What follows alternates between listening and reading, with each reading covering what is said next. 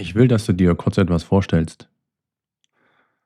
Morgen früh wachst du auf, alles ist wie immer. Nur eine Sache hat sich geändert. Dein Job existiert nicht mehr. Nicht, weil du gekündigt wurdest, nicht, weil die Firma pleite ist, sondern weil eine Maschine das, was du tust, jetzt besser kann. Schneller, billiger, ohne Pause.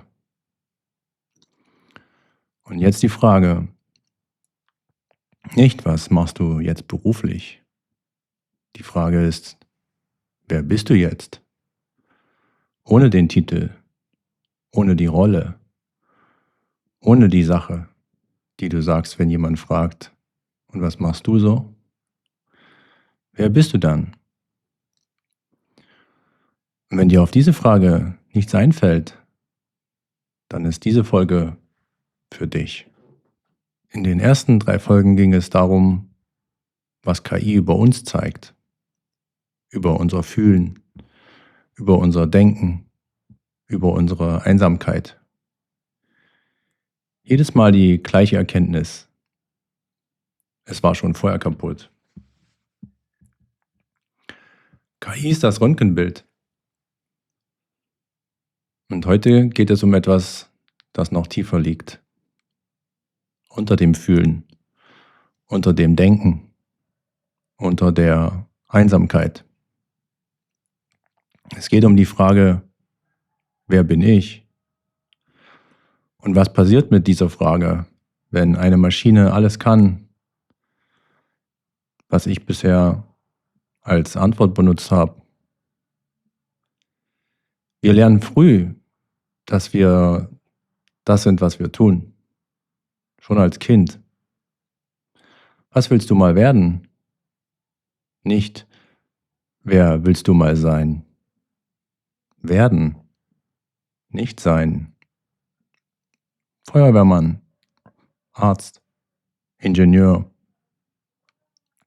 Und ab dem Moment lernt dein Gehirn, ich bin meine Funktion.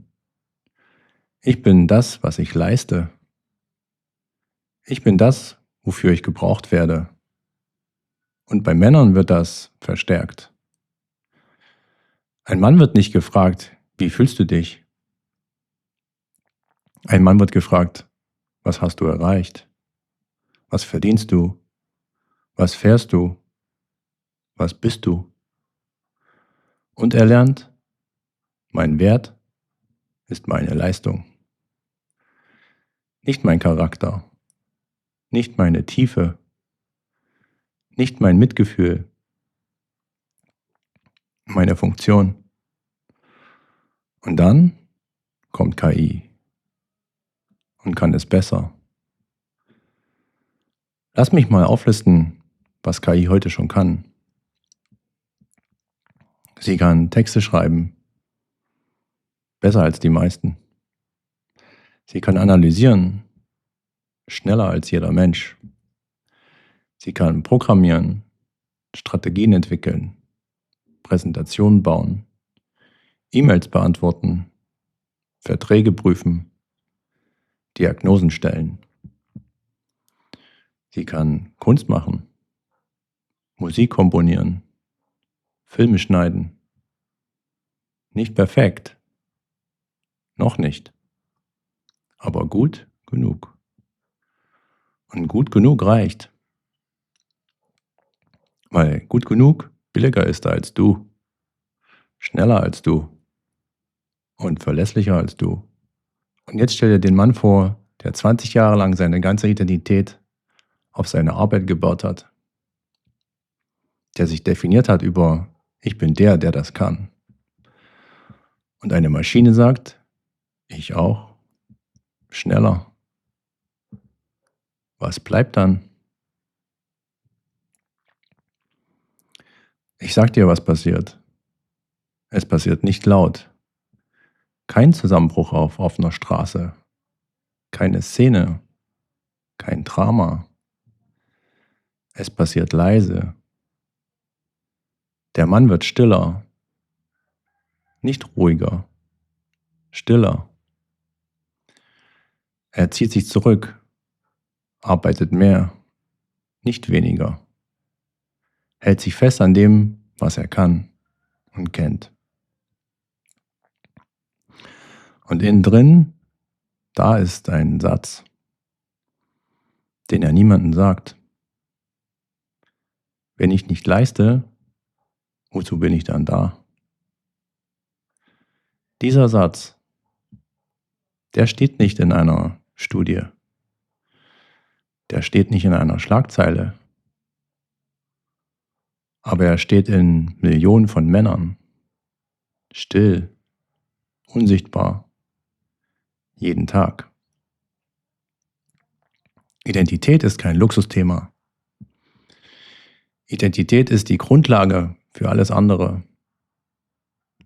Wenn du weißt, wer du bist, unabhängig davon, was du tust, dann kann eine Maschine deinen Job übernehmen und du stehst trotzdem immer noch aufrecht.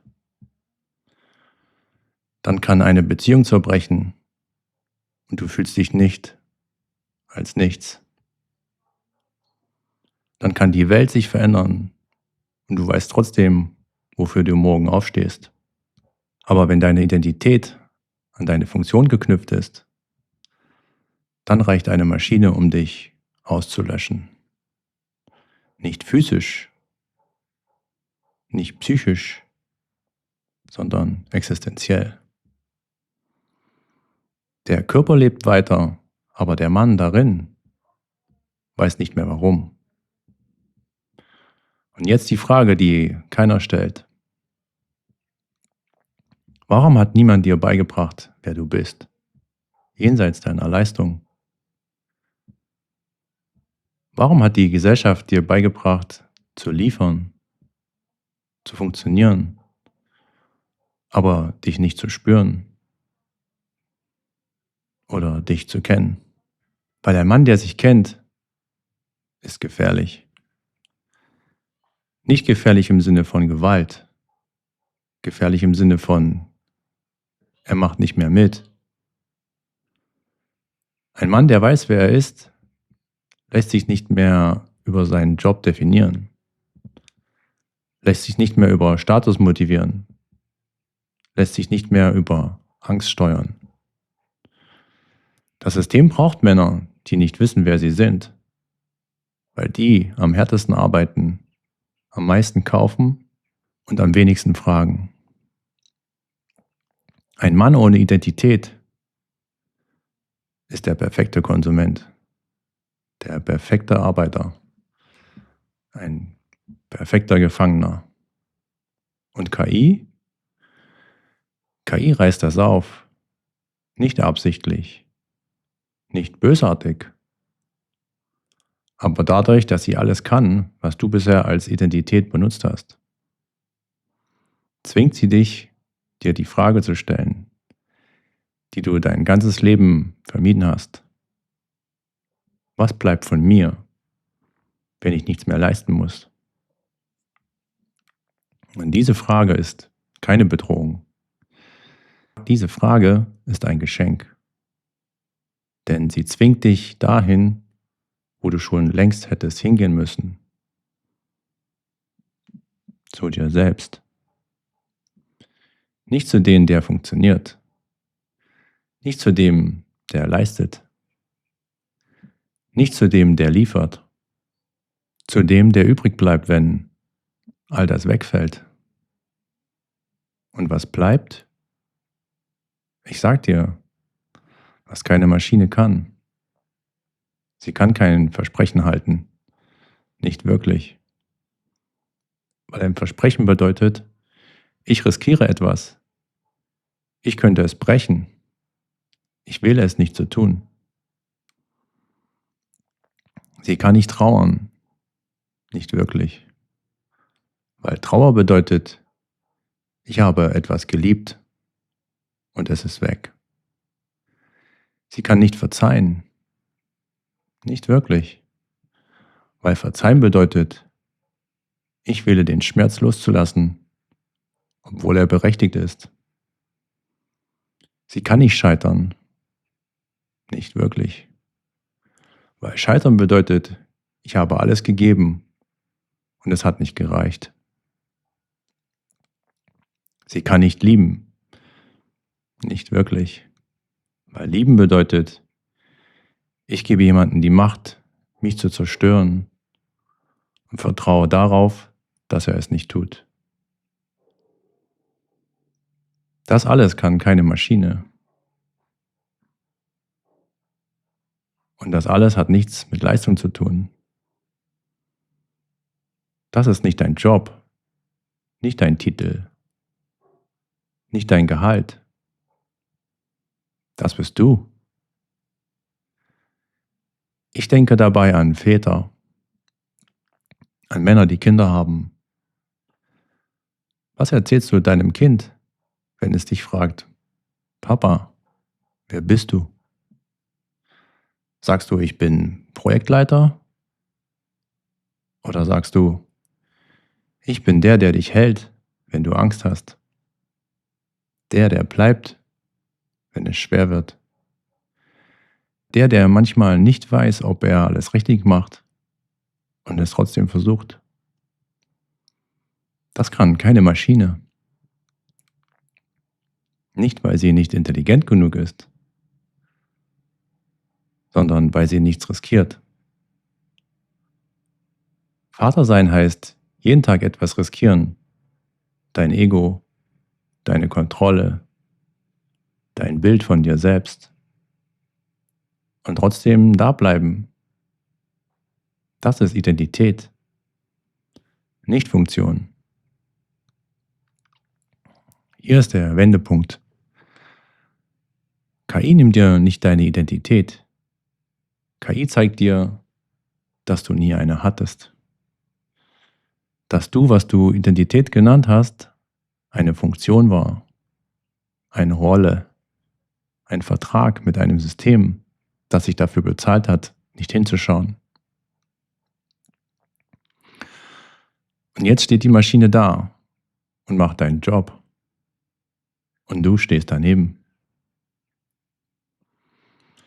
Und zum ersten Mal in deinem Leben hast du keine Ausrede mehr. Keine Arbeit, hinter der du dich verstecken kannst. Keinen Titel, der für dich spricht. Keine Leistung, die beweist, dass du existierst. Nur du.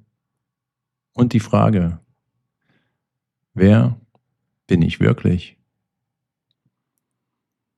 Das ist kein Zusammenbruch.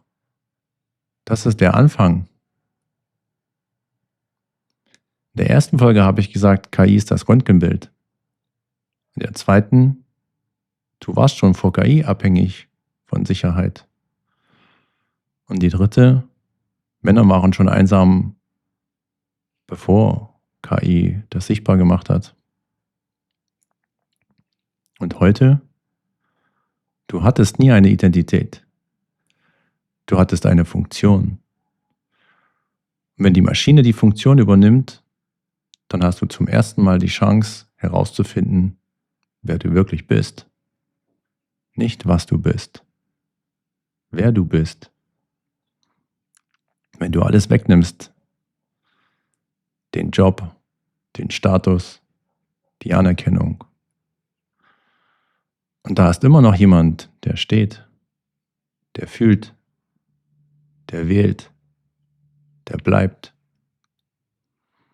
Das ist kein Lebenslauf. Das ist ein Mensch. Und das ist das Einzige, was die Maschine nie sein wird. Ich danke dir fürs Zuhören und unten in den Kommentaren findest du den Link zum Podcast. Dort geht es meist ein bisschen tiefer. Das war André Dekodiert.